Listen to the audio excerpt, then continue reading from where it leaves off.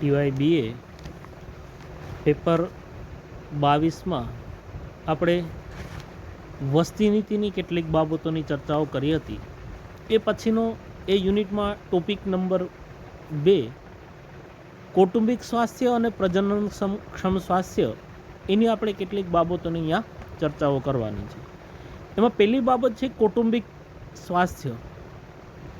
કૌટુંબિક સ્વાસ્થ્ય એટલે શું એની ડેફિનેશન તમને તમારી સ્ક્રીન ઉપર આપેલી છે કે ભાઈ કૌટુંબિક સ્વાસ્થ્ય એટલે શું. તો કે કૌટુંબિક સ્વાસ્થ્ય એટલે કુટુંબમાં યુગલ અને તેમના સંતાનોની શારીરિક, માનસિક અને સામાજિક સુખાકારીની અવસ્થા. જે કુટુંબ છે એ કુટુંબમાં યુગલ એટલે કે પતિ પત્ની અને તેમના બાળકોની શારીરિક, માનસિક અને સામાજિક સુખાકારી, એને દરેક ક્ષેત્રમાં સુખાકારીની અવસ્થા મળી રહે એ બાબતને કૌટુંબિક સ્વાસ્થ્ય કહેવાય અથવા કૌટુંબિક સુખાકારીની બાબતો કહેવાય છે. અહીંયા કૌટુંબિક સ્વાસ્થ્યની કેટલીક બાબતોની ચર્ચાઓ કર્યા પછી આપણે કૌટુંબિક સ્વાસ્થ્યના કેટલાક પાસાઓ એની આપણે ચર્ચાઓ કરવાની છે.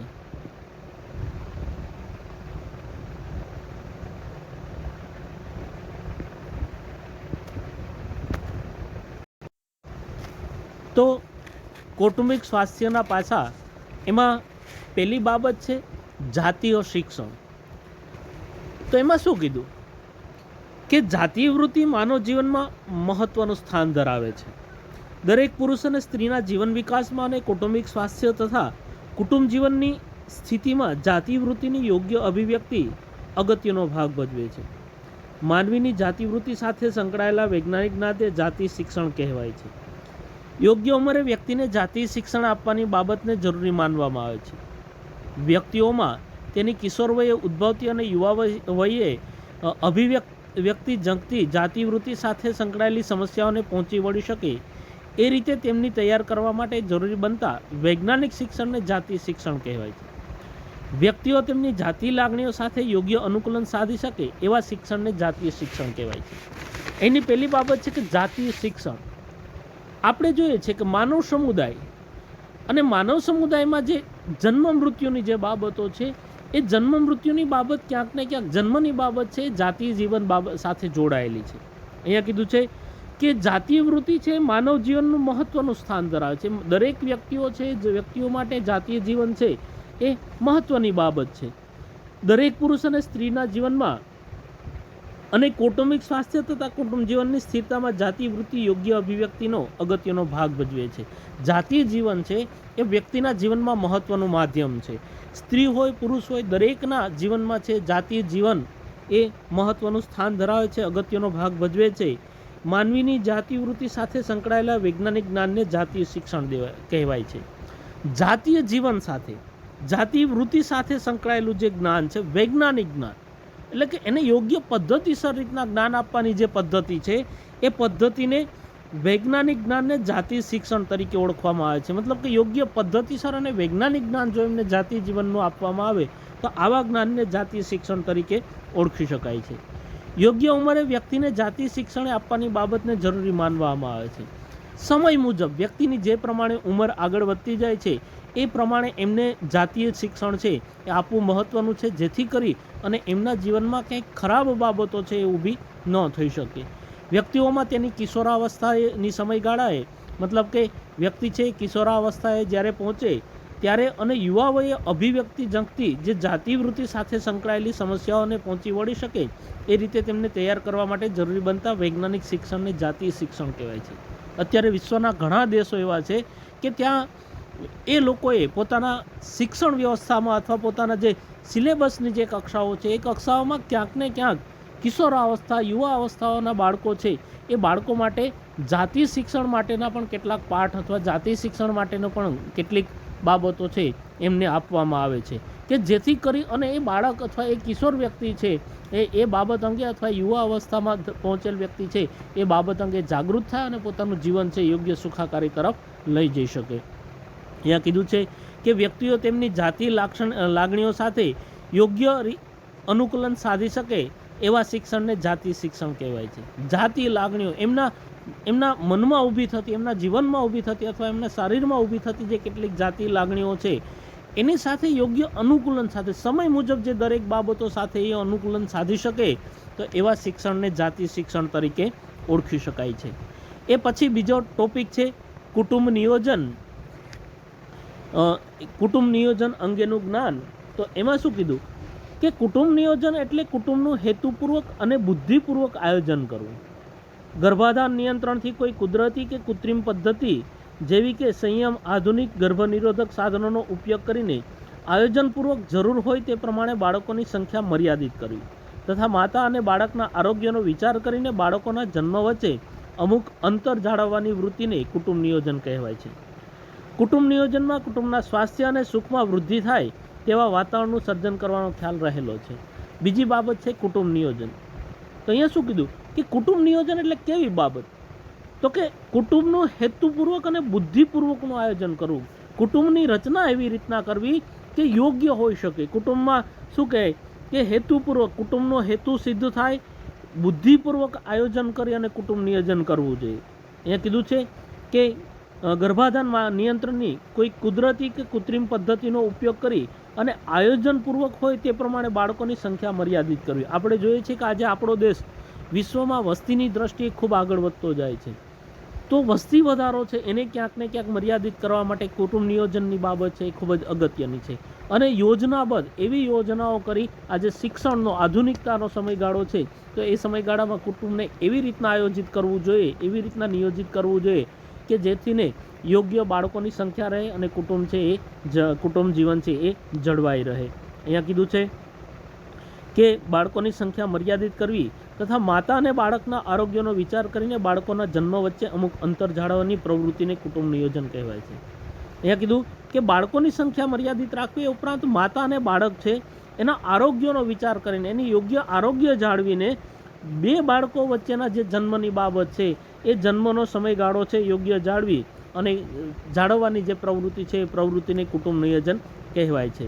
અહીંયા કીધું કે કુટુંબ નિયોજનમાં કુટુંબના સ્વાસ્થ્ય અને સુખમાં વૃદ્ધિ થાય તેવા વાતાવરણનું સર્જન કરવાનો ખ્યાલ રહેલો છે. કુટુંબ નિયોજનનો ધ્યેય શું છે?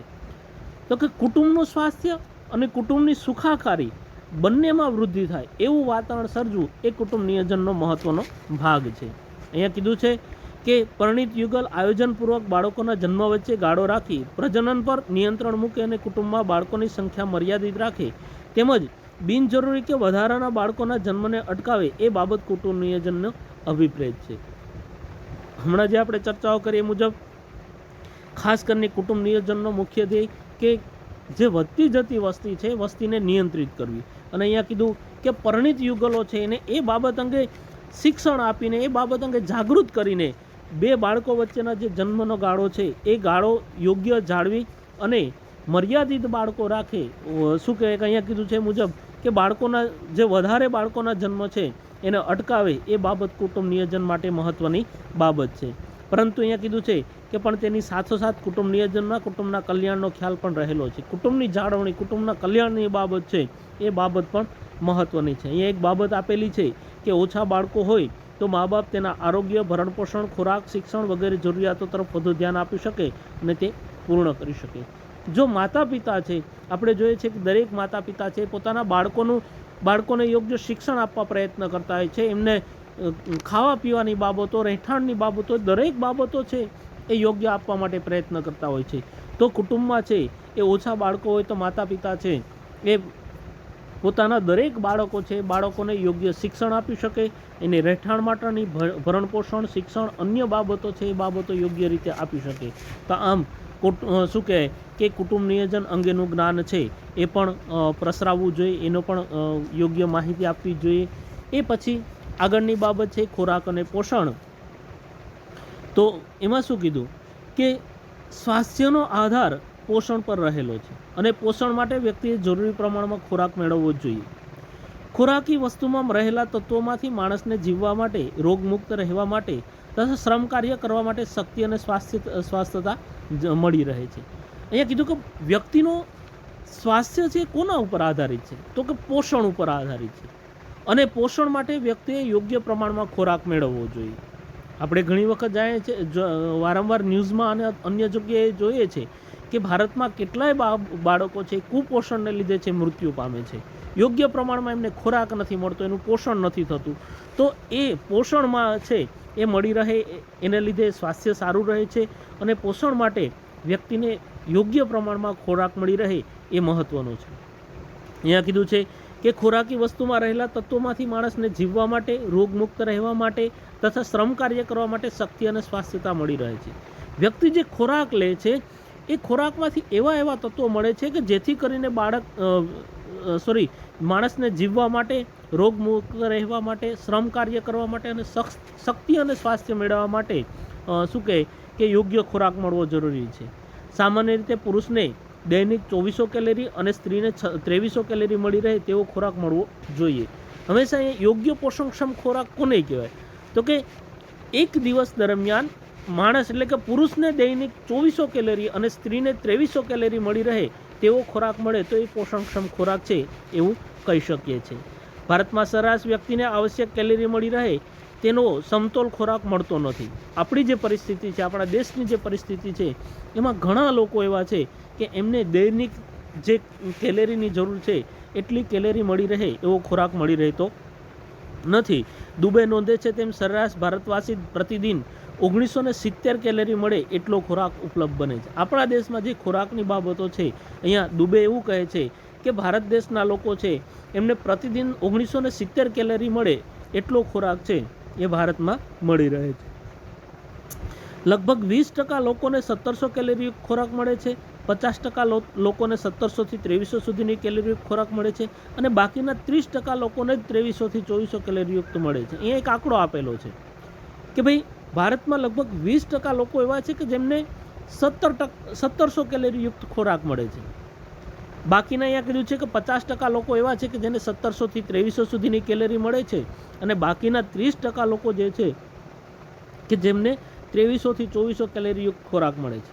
આથી ભારતમાં સરેરાશ સ્વાસ્થ્ય સ્તર નીચું રહે છે. એટલે એના લીધે ઘણા દેશોની તુલનામાં ભારતમાં જે સ્વાસ્થ્યનું સ્તર છે એ થોડું નીચું રહે છે. અહીં મહત્ત્વની વાત એ છે કે વ્યક્તિને સમતોલ આહાર અંગેની જાણકારી હોવી જોઈએ. કયા ખોરાકમાંથી એમને યોગ્ય પોષણ મળી રહે છે, યોગ્ય કેલરી મળી રહે છે, એ બાબત અંગેની જાણકારી રહેવી જોઈએ. અને ભારતમાં ઘણી વખત એવી બાબતની જાણકારી ન હોવાને લીધે પણ ક્યાંક ને ક્યાંક આવી અવસ્થા ઊભી થાય છે. તો આમ ખોરાક અને પોષણ છે એ પણ શું કહે કે એના અંગેનું શિક્ષણ, એના અંગેની માહિતી છે એ પણ મળતી રહેવી જોઈએ. અને છેલ્લી બાબત છે એમાં માતા અને બાળકના આરોગ્યની જાળવણી. તો અહીંયા કીધું છે કે સગર્ભા સ્ત્રી જે ખોરાક લે છે તેમાંથી તેને તથા તેના ગર્ભને પોષણ મળે છે. માટે સગર્ભાવસ્થા દરમિયાન માતાને પોતાનો તથા ગર્ભમાં રહેલા બાળકને જરૂરી પોષણ માટેના બધા તત્વો મળી રહે એવો ખોરાક લેવો જોઈએ. અહીંયા કીધું કે જે સગર્ભા સ્ત્રી છે એ જે ખોરાક લે છે એ ખોરાકમાંથી પોતાને અને પોતાના ગર્ભમાં રહેલું જે બાળક છે બંનેને પોષણ મળે છે. તો ગર્ભાવસ્થા દરમિયાન જે સ્ત્રી છે એ સ્ત્રીને યોગ્ય પોષણક્ષમ જો ખોરાક મળે તો જ જે માતા અને બાળક છે એની આરોગ્યની જાળવણી થઈ શકે છે. અહીંયા કીધું છે કે સ્ત્રીના પ્રજનન અંગેનો પ્રસૂતિ પછી મૂળ સ્થિતિમાં ઓછા આવતા આશરે 1.5 થી 2 મહિના લાગે છે. પરંતુ મોટાભાગના ફેરફારો તો પ્રસૂતિ પછીના પ્રથમ 14 દિવસમાં જ થઈ જતા હોય છે. આથી પ્રસૂતિ પછીના આ પહેલા 14 દિવસના ગાળાને સૂતિકા અવસ્થા ગણી શકાય છે. અહીંયા કીધું છે કે સ્ત્રીના પ્રજનન અંગેને પ્રસૂતિ પછી મતલબ કે બાળકના જન્મ પછીના જે સમયગાળો છે એ આશરે લગભગ 1.5 થી 2 મહિનાના સમયગાળા સુધી સ્ત્રીને ફરી પોતાની મૂળ અવસ્થા સુધી પહોંચવા માટેનો સમયગાળો લાગે છે. પરંતુ અહીંયા કીધું છે કે પ્રસૂતિ પછી બાળકના જન્મ પછી લગભગ 14 દિવસ છે એ 14 દિવસમાં મોટાભાગના જે સ્ત્રીઓના શારીરિક ફેરફારો છે થતા હોય છે. અને અહીંયા કીધું છે કે પ્રસૂતિ પછીના આ પહેલા 14 દિવસના ગાળાને સૂતિકા અવસ્થા તરીકે આપણે ઓળખી શકીએ છીએ. અહીંયા કીધું છે કે સૂતિકા અવસ્થા દરમિયાન ખોરાક સાત્વિક અને માતાના આરોગ્યની વ્યક્તિગત જરૂરિયાતો સંતોષે એવો સમતોલ અને સપ્રમાણ હોવો જોઈએ. બાળકના જન્મ પછી માતાને યોગ્ય ખોરાક આપવો જોઈએ કે જેથી કરીને એમનું અને બાળકનું સ્વાસ્થ્ય જળવાય. એમને યોગ્ય કેલેરીયુક્ત સારો અને વ્યવસ્થિત જો ખોરાક આપવામાં આવે તો માતા અને બાળક છે એમના આરોગ્યની જાળવણી થઈ શકે. અને એ બાબત અંગે પણ કેટલીક શિક્ષણ અથવા કેટલીક યોગ્ય માહિતીની જરૂરિયાત છે એ મળતી રહેવી જોઈએ. તો આ કેટલીક બાબતો છે એ કૌટુંબિક સ્વાસ્થ્યની હતી. આગળનો જે આપણે ક્લાસ લેશું એમાં પ્રજનનક્ષમ સ્વાસ્થ્ય એના કેટલાક મુદ્દાઓ છે, એ મુદ્દાઓની ડિટેલ છે હું તમને શું કહેવાય કે વિડીયો મારફત તમને મોકલી આપીશ, અથવા PDF ફાઇલ બનાવી અને તમને એક ટોપિક છે અથવા ચેપ્ટર છે હું તમને મોકલી આપીશ.